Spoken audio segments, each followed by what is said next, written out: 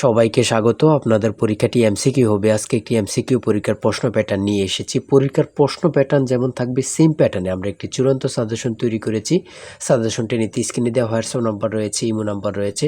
দুটো নাম্বারের মধ্যে যে কোনো একটি মেসেজ করে সাজেশনটি সংগ্রহ করুন। সাজেশনের মূল্য মাত্র 100 টাকা। আমি বলি স্ক্রিনে যে প্রশ্ন প্যাটার্নটি দেখতে পাচ্ছেন সেম প্যাটার্নে, অর্থাৎ পরীক্ষার প্রশ্ন প্যাটার্ন যেমন থাকবে ঠিক সেম প্যাটার্নে আপনাদের জন্য একটি শর্ট চূড়ান্ত সাজেশন তৈরি করা হয়েছে। এই সাজেশনটি নিতে দ্রুত স্ক্রিনে নাম্বারে হোয়াটসঅ্যাপ রয়েছে, ইমো নাম্বার রয়েছে, দুটোর মধ্যে যে কোনো একটি মেসেজ করে সাজেশনটি সংগ্রহ করুন। সাজেশনের মূল্য মাত্র 100 টাকা। বলি যেমন এখানে রয়েছে সবার উপরে মানুষ সত্য, তাহার উপরে নাই, এটি কার উক্তি? এখানে প্রশ্নটা দেয়া থাকবে, নিচে 4টা অপশন দেয়া থাকবে। ধরেন প্রথম অপশনটি সঠিক, চণ্ডীদাস, ঠিক আছে, তাহলে ক নাম্বার অপশনটা ভরাট করলে আপনারা একটি নাম্বার পেয়ে যাবেন। এমনভাবে ঠিক সেমভাবে পরীক্ষার প্রশ্ন প্যাটার্ন যেমন থাকবে সেম প্যাটার্নে আমরা একটি চূড়ান্ত সাজেশন তৈরি করেছি। আমাদের সাজেশনটি পড়ে শুধু পরীক্ষা দিতে গেলে আপনি উত্তীর্ণ হয়ে যাবেন।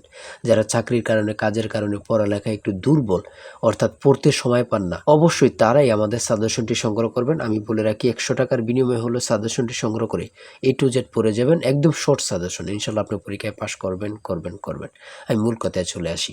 আজকে যে স্ক্রিনে প্রশ্ন প্যাটার্নটি দেখতে পাচ্ছেন এই প্যাটার্নটি সুন্দরভাবে সমাধান করে দেখিয়ে দিব, ঠিক আছে? কোন অধ্যায়, কোন কোন বিষয়, কোন কোন টপিক থেকে প্রশ্ন আসে আমি সকল কিছু দেখিয়ে দিব। সর্বপ্রথম রয়েছে সবার উপরে মানুষ সত্য, তাহার উপরে নাই, এটি কার উক্তি? সঠিক উত্তর হচ্ছে চণ্ডীদাসের, ঠিক আছে। তারপরে খ নম্বরে রয়েছে অনিন্দা শব্দের অর্থ কী? সঠিক উত্তর হচ্ছে নিখুঁত। তারপরে 3 নম্বরে রয়েছে সাগরকোনা বাংলাদেশের কোন এলাকার ভৌগোলিক নাম? খুবই গুরুত্বপূর্ণ, কত পরীক্ষায় যে আসছে সেটা আল্লাহ ছাড়া কেউ জানে না। হ্যাঁ, মুক্তিযুদ্ধ চলাকালে বাংলাদেশকে কয়টি সেক্টরে ভাগ করা হয়েছে?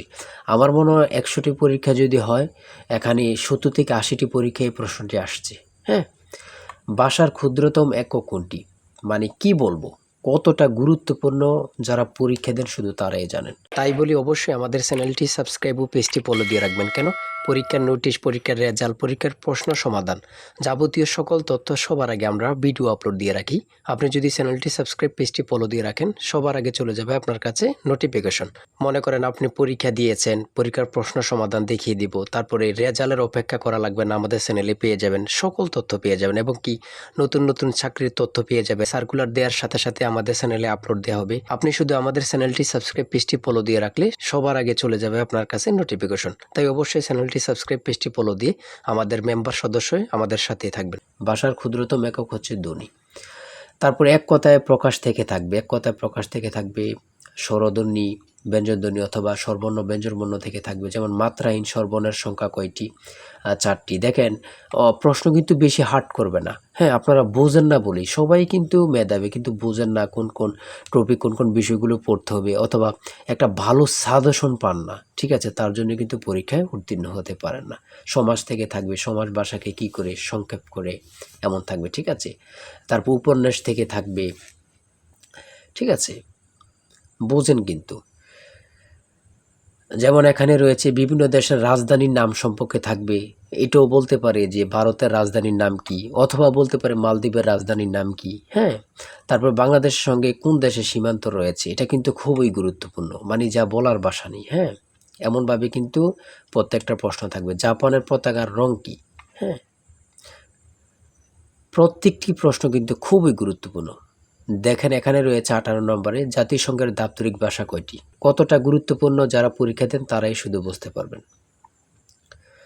তারপর 19 নম্বরে রয়েছে প্রথম বিশ্বযুদ্ধ কবে শুরু হয়েছিল?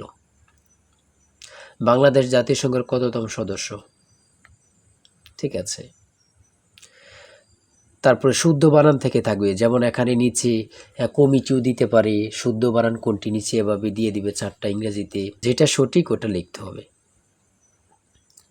ইংরেজি থেকে নাউন থেকে থাকবে, তারপর প্রিপোজিশন থেকে, আর্টিকেল থেকে, কারেক্ট স্পেলিং থেকে থাকবে, এগুলোই থেকে কিন্তু ট্রান্সলেট থেকে থাকবে, অনুবাদ থেকে থাকবে, এটা আপনারা ধরে নেবেন, ঠিক আছে।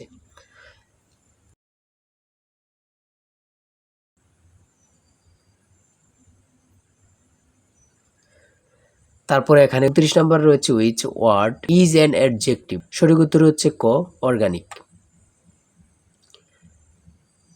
সহজ সহজ প্রশ্ন থাকবে কিন্তু, হ্যাঁ, আপনারা অনেকে বোঝেন না বলে কিন্তু পরীক্ষায় ফেল করে যান।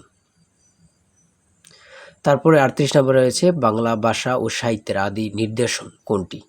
কত চাকরি পরীক্ষা যে আসছে হিসাব নেই, শুধু এটাই বলবো।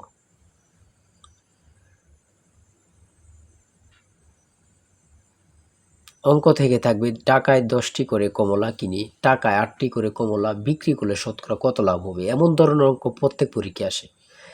1 থেকে 50 পর্যন্ত কতটি মৌলিক সংখ্যা রয়েছে, খুবই গুরুত্বপূর্ণ।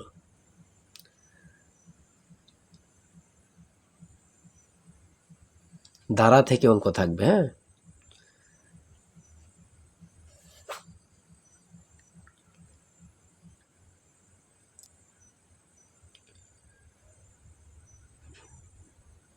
পিতা ও পুত্র অঙ্ক থেকে থাকবে, জ্যামিতি থেকে অবশ্যই থাকবে, হ্যাঁ। যেমন এখানে একটি প্রশ্ন দিয়েছে 1 মিটার সমান কত ইঞ্চি, অনেক পরীক্ষায় আসে এই প্রশ্নটি।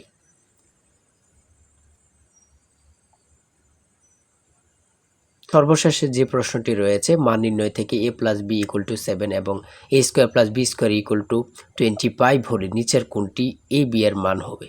ঠিক আছে, এখানে হচ্ছে 12, হ্যাঁ। এটা কিন্তু সহজ অঙ্ক, হ্যাঁ। আপনারা অনেকেই জানেন, অনেকেই জানেন না। তাই বলে রাখি এতটুকুই, এমসিকিউ পরীক্ষার প্রশ্ন প্যাটার্ন এতটুকুই কিন্তু, হ্যাঁ। আপনারা বুঝলে কিন্তু একদম ইজি।